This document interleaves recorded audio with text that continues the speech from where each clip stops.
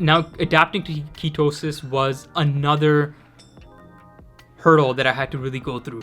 And adapting to this diet at first was very strange because I didn't really know what the measure of how many oils I'm supposed to consume. Is it 1 tablespoon? Is it 2? The amount of olive oil, the amount of ghee and butter that I was eating was just really disgusting me at some points, and I would start having like oily skin.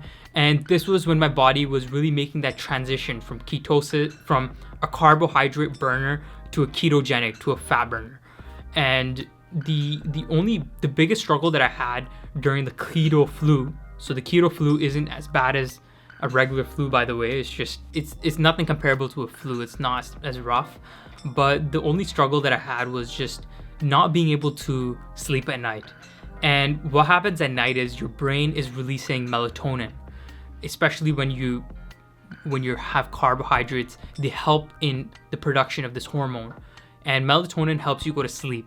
Now, once you drastically change your diet, that melatonin is not produced, and I would have struggle just sleeping at night till 4 or 5 a.m. And this was during peak midterm season, so it was kind of annoying and a bit stressful. But I eventually got through it. Another struggle that I had with the ketogenic diet is just being dehydrated. And when you switch to ketosis, your body will be extremely dehydrated like never before, even though you're drinking liters on liters of water. And this was something interesting that I faced, that hey, I couldn't get rid of this dehydration. And yeah, those are the 2 biggest problems. But other than that, within 2 to 3 weeks, I switched back into my ketosis form. Another aspect of keto is intermittent fasting. Intermittent fasting was incredible. It was life-changing.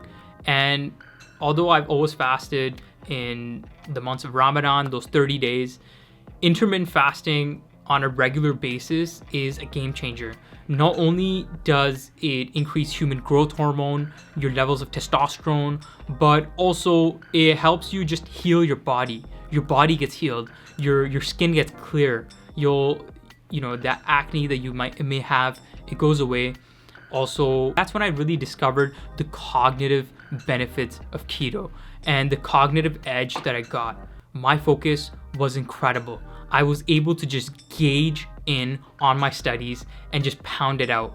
My academic performance was the best that I've ever seen in my undergraduate, and it wasn't a coincidence that this was happening. Along with just looking very good, having a 6-pack, I was also able to perform very strongly academically, and I was just more focused, more passionate. That flame inside me was just burning very, very loudly.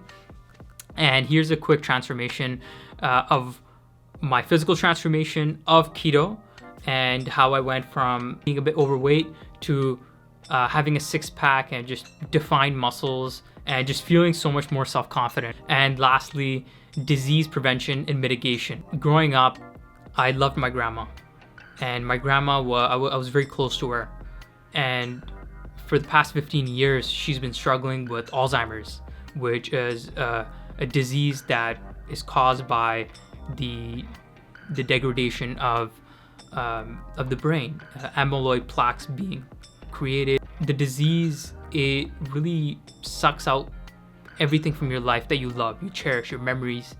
And I saw how debilitating that long life is. A long life with Alzheimer's is scary. It's something that no one wants to face, and it's painful. And I never want to suffer from Alzheimer's or any degenerative disease like this, because I've experienced that pain. And secondly was diabetes. No matter what, it was a bit of a curse. It's a family curse that's been there, where it's not the question of are you gonna get diabetes, it's the question of when are you gonna get diabetes. And I know people that have been healthy their whole lives in terms of diet and exercise and have still developed this disease. So the moment I found out about the effects of keto on diabetes was when I was checking my blood sugar levels with my family. And this is a tradition of ours that we do after dinner.